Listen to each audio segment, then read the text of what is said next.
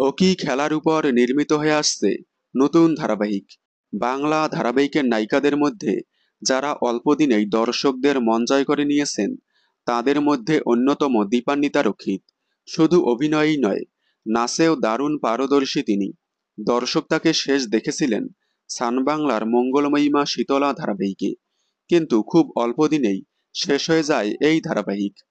তাই মন খারাপ হয়েছিল দীপান্বিতা রক্ষিত ফ্যানদের। তখন থেকেই নায়িকার ফেরার জন্য দিন গুনছিলেন তারা। অবশেষে এলো সেই সুখবর। আবারও নতুন চরিত্রে নতুন ধারাবাহিকে ফিরছে দীপান্বিতা রক্ষিত। জি বাংলার আসন্ন 10 সিনেমা প্রোডাকশন হাউজের নতুন ধারাবাহিকে দেখা যাবে তাকে।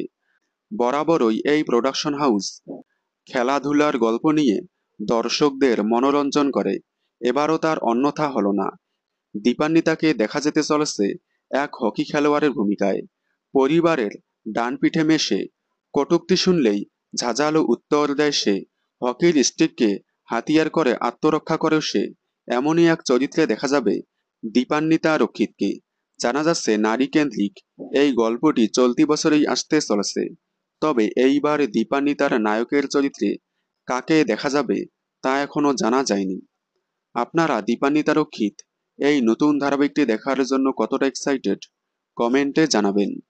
বাংলা বিনোদনের সকল আপডেট সবার আগে পেতে চ্যানেলটি সাবস্ক্রাইব করে পাশে থাকা বেল আইকনটি বাজিয়ে দিন।